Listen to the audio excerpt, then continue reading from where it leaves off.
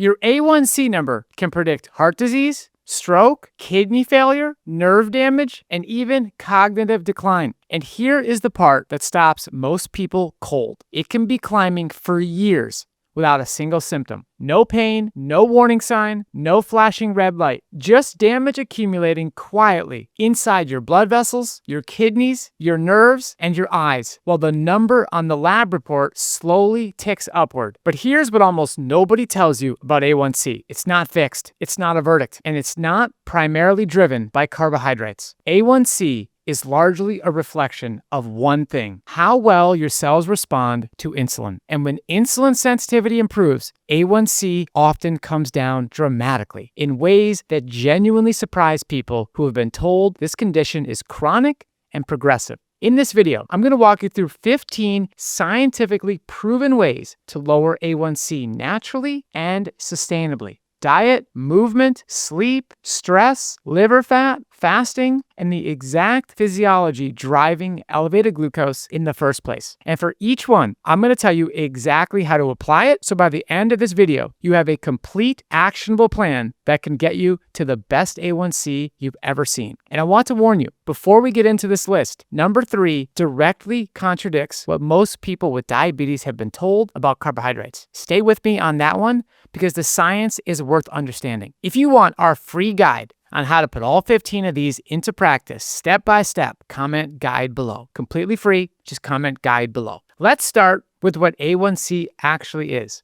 A1C measures the percentage of hemoglobin molecules in your red blood cells that have glucose attached to them. Red blood cells live for roughly 120 days. So A1C gives you an average picture of blood glucose exposure over approximately the previous 3 months. A single fasting glucose reading is one snapshot. A1C is the whole photo album. The higher your average blood glucose, the more glucose attaches to hemoglobin. And glucose does not just stick to hemoglobin, it sticks to proteins throughout the body. This process accelerates tissue damage in blood vessels, kidneys, nerves, and the retina, which is why elevated A1C predicts so many different complications. But here's the question most people never get a satisfying answer to. Why is blood glucose elevated in the first place? The answer is insulin resistance. And the primary driver of insulin resistance is fat accumulating inside muscle and liver cells in places it was never designed to be stored. That fat physically disrupts the machinery insulin needs to move glucose from the blood into the cell.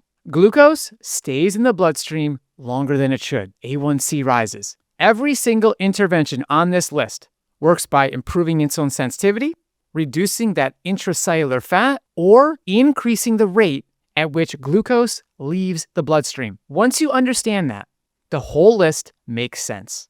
Number 1, swap refined carbohydrates for whole food carbohydrates. Most people assume A1C rises because of carbohydrates. That assumption has caused enormous harm. The research is consistent. Insulin resistance is the primary driver of elevated blood glucose, not carbohydrate intake. The problem is not that carbohydrates produce glucose. The problem is that the cellular machinery processing that glucose is impaired. Think of it like a clogged sink. You turn on the faucet and the water starts pooling. You could blame the water. You could turn the faucet down, use less water, trickle it in slowly. And yes, the sink would overflow less, but the drain is still clogged. The water still has nowhere to go. The moment you turn the faucet back up, the problem comes right back. That clogged drain is insulin resistance. The faucet is your food, and the fix is not less water. The fix is clearing the drain. Now, not all carbohydrates travel through the drain the same way. Refined carbohydrates, things like white bread, crackers, pastries, sugary drinks, and most packaged snacks have been stripped of their fiber and natural food structure. They absorb rapidly, flood the bloodstream with glucose all at once, and arrive with almost none of the nutrients that slow or buffer that process. They also tend to travel alongside large amounts of fat in the same processed food, which contributes to the intracellular fat accumulation that clogs the drain further. Whole food carbohydrates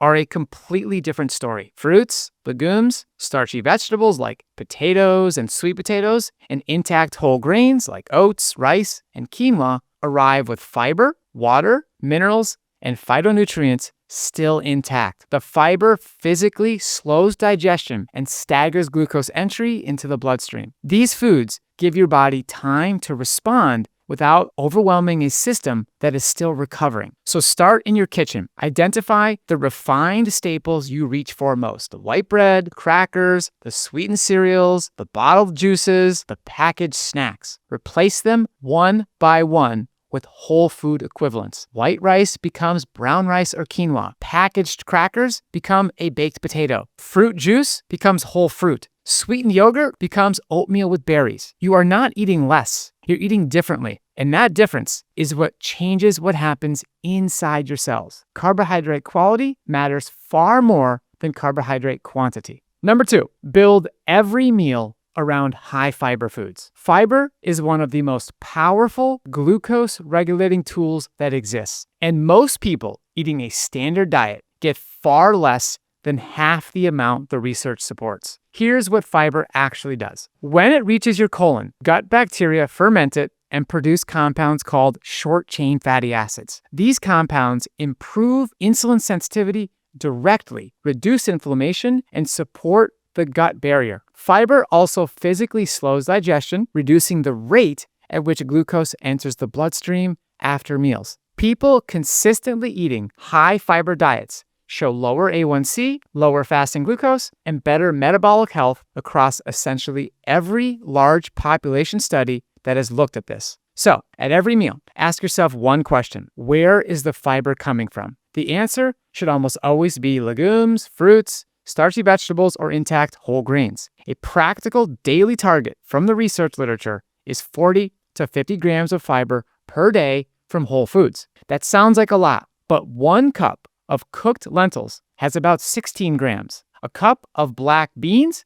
has about 15 grams. A large apple has about 5 grams. 1 cup of oats has about 4 grams. Stack those foods throughout the day, and you get there without counting anything. The rule is simple. If fiber is not the first thing you think of when building a meal, something is missing. Number 3, reduce dietary fat, especially saturated fat. This is the counterintuitive one, and this is where most diabetes nutrition advice gets it backwards. The root cause of insulin resistance is not dietary glucose. It's dietary fat accumulating inside the wrong tissues. Researchers can literally inject fat into a human bloodstream and watch insulin sensitivity drop measurably within hours. They can feed people a high-fat diet for just a few days and see intramyocellular lipid, the fat inside muscle cells, increase alongside worsening insulin resistance.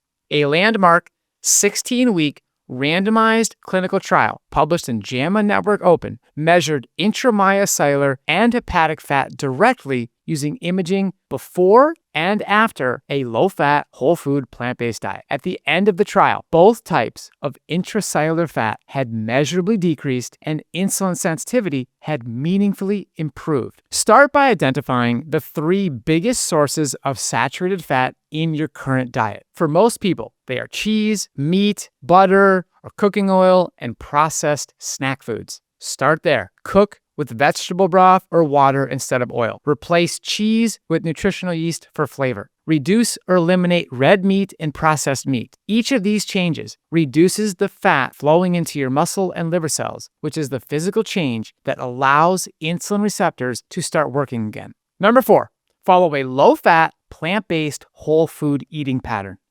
The research on specific dietary patterns for A1C reduction consistently points in one direction. The American Journal of Clinical Nutrition published a 74-week randomized controlled trial comparing a low-fat vegan diet with conventional diabetes dietary recommendations in 99 people with type 2 diabetes. The low-fat vegan group improved both glycemia and lipids more than the conventional group, particularly when medication changes were accounted for. Build your plate around what we call green light foods: fruits, legumes, intact whole grains, starchy vegetables, and non-starchy vegetables. These go on the plate in abundance. Yellow light foods like nuts, seeds, avocado, and minimally processed plant foods go in small amounts as additions, not anchors. Red light foods, animal products, added oils, refined grains, and processed foods come off the plate as much as possible. This is not about perfection. It's about shifting the ratio. If 80% of what you eat on any given day comes from the green light category, you are changing the cellular environment that A1C reflects. Start with one meal per day, built entirely from green light foods, and expand from there. Number 5, lose body fat specifically from your liver and abdomen. If there's one intervention with the most dramatic documented effect on A1C, it's meaningful reduction of liver fat and visceral fat. The direct trial published in The Lancet demonstrated this more clearly than any study before it. Substantial weight loss through dietary change resulted in full clinical remission of type 2 diabetes in nearly half of participants.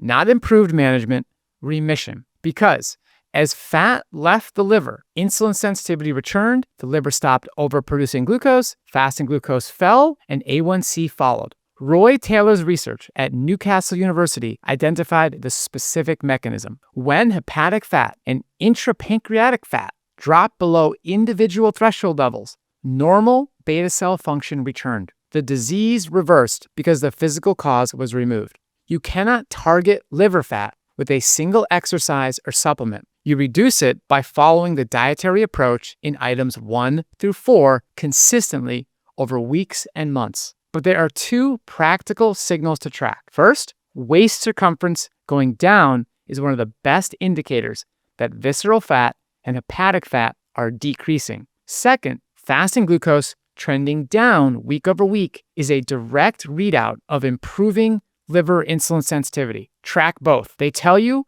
whether the root cause is actually changing, not just whether the scale moved. Number 6, build muscle with resistance training. Muscle is the largest glucose sink in the human body. After a meal, glucose has to go somewhere. The more insulin-sensitive muscle you have, the more capacity your body has to pull glucose out of the bloodstream efficiently. Every additional unit of functional muscle tissue is an expansion of your glucose disposal system. A 2022 systematic review and meta-analysis found that resistance training is effective for decreasing A1C in adults with type 2 diabetes, and that greater improvements in muscle strength were associated with greater reductions in A1C. Strength itself is a metabolic variable, not just a fitness one, and you do not need a gym to get started. Start with 3 movements: chair stands, wall push-ups, and calf raises. Do 10 to 15 repetitions of each 2 to 3 times per week. Chair stands recruit your quadriceps, glutes, and hamstrings, the largest muscles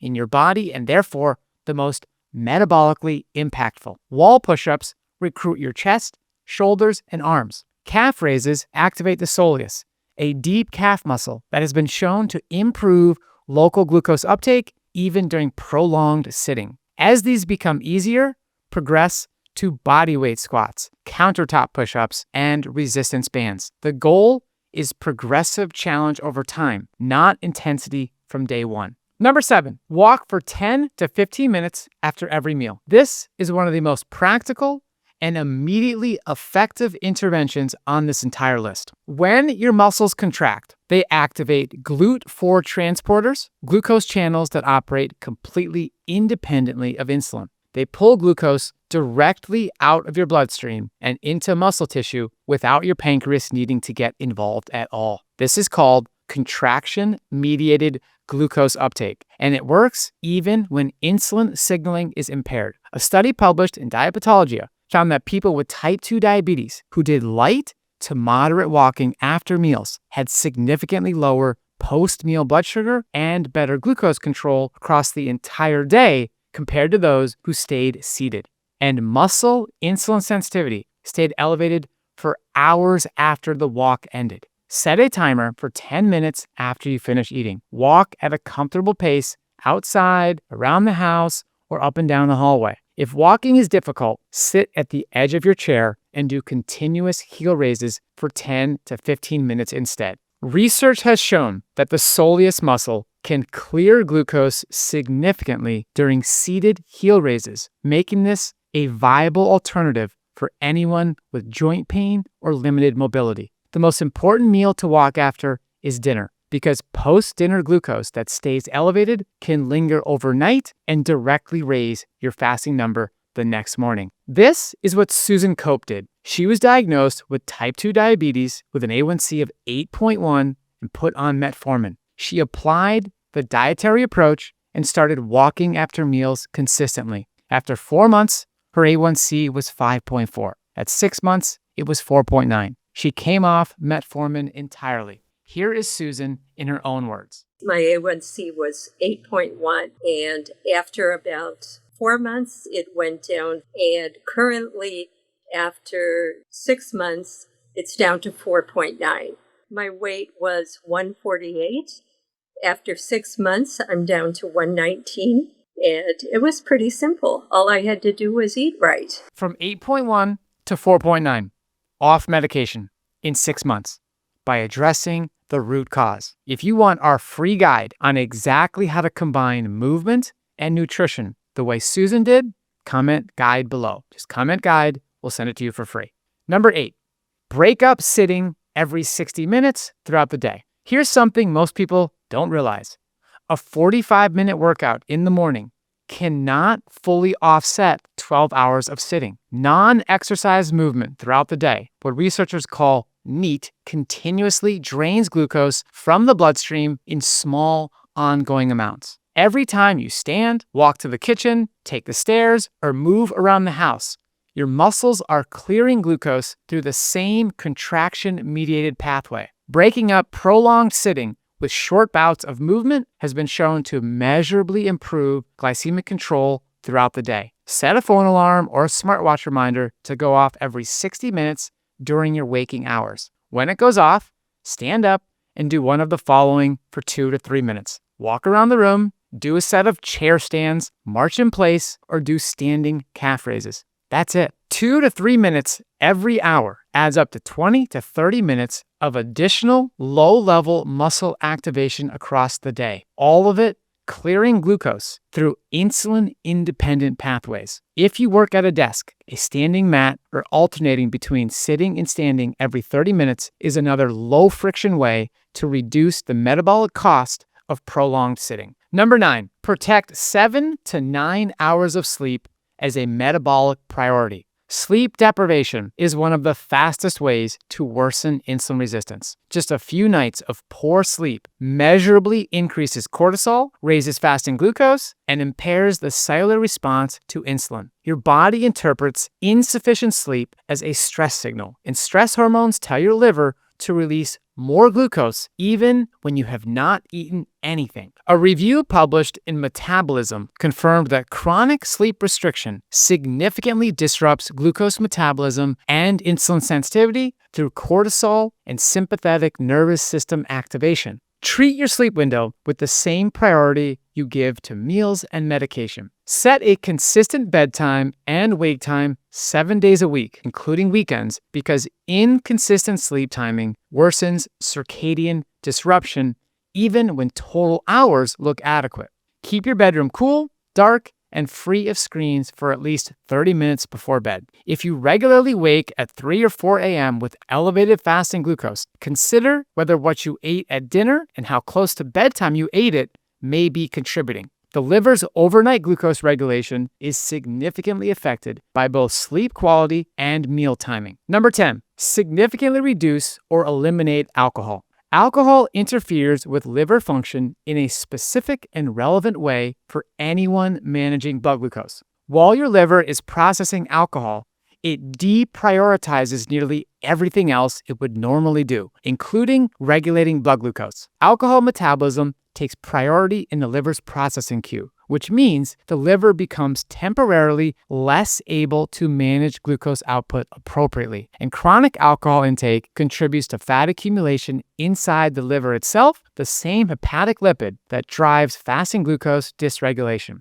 If you drink regularly and your fasting glucose is stubbornly elevated, run a 30-day experiment with no alcohol and track your fasting glucose every morning. Many people are surprised by how significantly their morning numbers improve within 2 to 3 weeks. If you're not ready to stop entirely, eliminate alcohol on weekday nights first and observe the effect on your fasting glucose the following mornings. In order to regulate glucose effectively, the liver needs consistent overnight windows free from alcohol processing. Number 11, track waist circumference alongside body weight. Not all body fat behaves the same way metabolically. Visceral fat, the fat stored around and inside your abdominal organs, is metabolically active in a harmful way. It releases inflammatory compounds that worsen insulin resistance throughout the body, not just locally. It also directly contributes to hepatic fat accumulation. This is why two people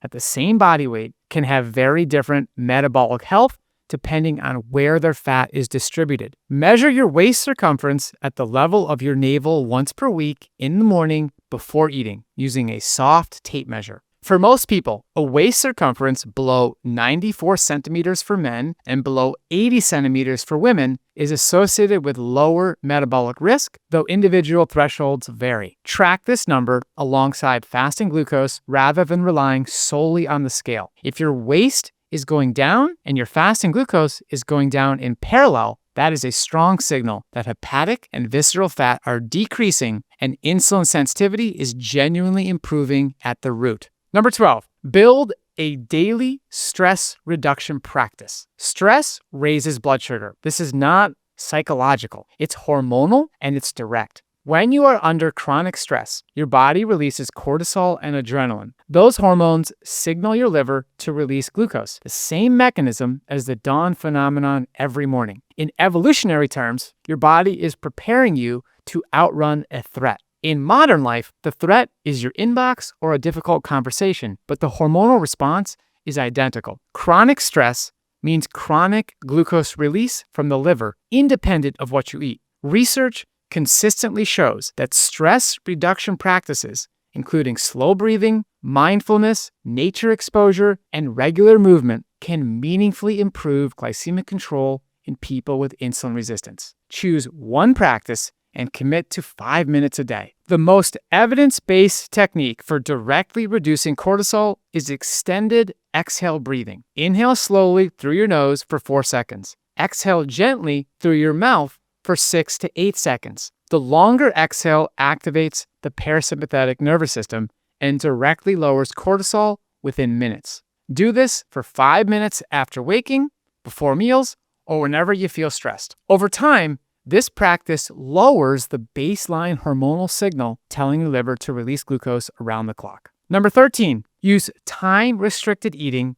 to clear stored intracellular fat. Intermittent fasting works not because fasting itself is magic, but because it creates a window long enough for the body to burn through stored fuel, including the fatty acids sitting in lipid droplets inside muscle and liver cells. As those lipid droplets shrink, insulin receptors regain function. The cellular machinery that fat was blocking starts working again. This is why intermittent fasting consistently improves fasting glucose in people with type 2 diabetes, specifically through improvements in hepatic insulin sensitivity. A systematic review and meta-analysis of randomized controlled trials found that intermittent fasting significantly improved fasting blood glucose, insulin, HbA1c, and A1C with hepatic insulin sensitivity identified as the primary mechanism. Start with a 12-hour fasting window by simply closing the kitchen after dinner and not eating until breakfast 12 hours later. Once that feels comfortable, extend to 14 hours by closing the kitchen slightly earlier. The most effective version, supported by circadian research, is an early eating window. Breakfast at 7 or 8 a.m.,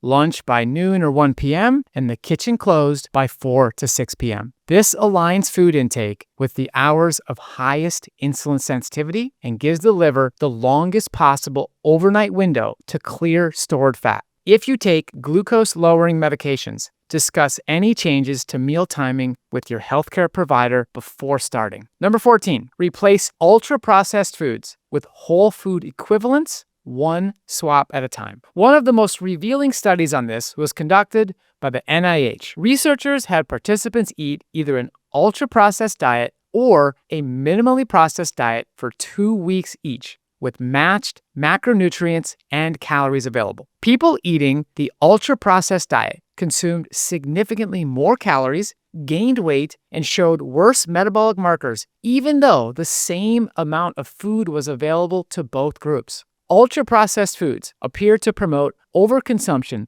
independently of their macronutrient content. Do not try to overhaul everything at once. Pick one ultra-processed food you eat regularly and replace it with a whole food equivalent this week. Next week, replace another. Examples: replace packaged granola bars with a banana or an apple. Replace flavored yogurt with oatmeal topped with berries. Replace chips with air-popped popcorn or air-fried vegetables. Replace store-bought salad dressings with lemon juice, vinegar, and mustard. Each swap reduces the engineered combination of fat, salt, and sugar that overrides satiety signals and directly contributes to the intracellular fat accumulation, driving insulin resistance. Number 15, work with your healthcare team on medications strategically. Lifestyle is foundational. What the research consistently shows is that lifestyle change outperforms medication when the root cause is addressed. The Diabetes Prevention Program found lifestyle intervention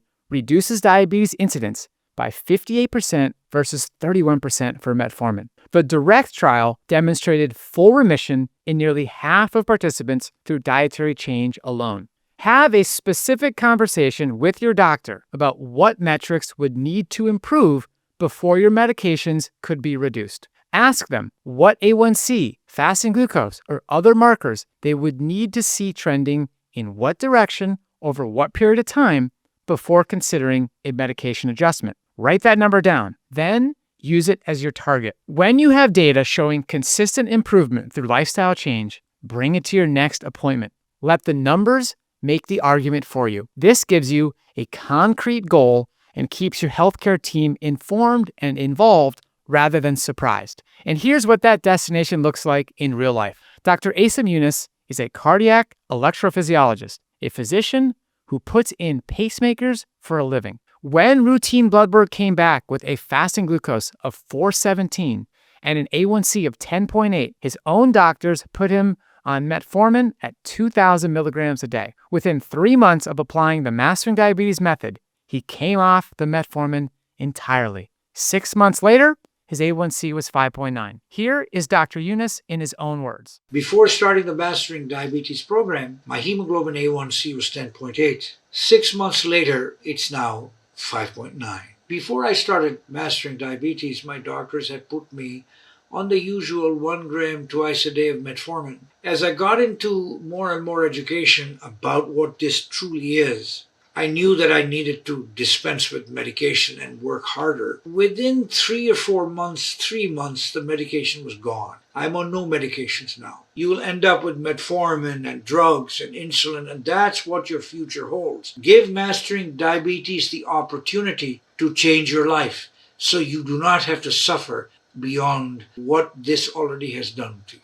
Now, let's zoom out. Because when you look across all 15 of these interventions, one pattern emerges. Every single one of them improves insulin sensitivity. Every one of them helps reduce the accumulation of fat inside muscle and liver cells. Every one of them improves the ability of glucose to move out of the bloodstream and into tissues where it can be used or stored. Swapping refined carbs for whole food carbs and dramatically increasing fiber rebuilds the food structure that slows glucose absorption and feeds the gut microbiome that regulates insulin signaling downstream. Reducing dietary fat, especially saturated fat, and following a low-fat, plant-based, whole food pattern directly reduces the intracellular lipid that is physically blocking insulin receptors from functioning. Losing body fat, building muscle, walking after meals, and breaking up sitting throughout the day all work through the same mechanism. Getting glucose out of the bloodstream through pathways that do not require insulin to be working perfectly. Sleep and stress management reduce the hormonal signals telling your liver to release glucose even when it should be quiet overnight. Time-restricted eating creates the extended fasting window your cells need to burn through stored intracellular fat and restore the receptor function that fat was blocking. And eliminating ultra-processed foods removes the engineered products that override satiety signals and directly accelerate the fat accumulation driving insulin resistance in the first place. That is why A1C falls when you address these things. Not because you tricked the body, because you removed the reason it was struggling. If your A1C is currently high, please hear this clearly. That is not a sentence. That is an opportunity. The Mastering Diabetes method can completely change your metabolic trajectory. Carbohydrates are not the root cause of type 2 diabetes. Insulin resistance is. And insulin resistance is one of the most responsive conditions to lifestyle change that exist in all of medicine. If you want our free step-by-step guide on how to start applying these 15 strategies in a way that fits your real life, comment guide below. If this video helped you understand your A1C differently, hit the like button, subscribe to our channel, and share it with someone who needs to hear that their number is not fixed. It can be changed. Until next time, keep those carbs high and that A1C low.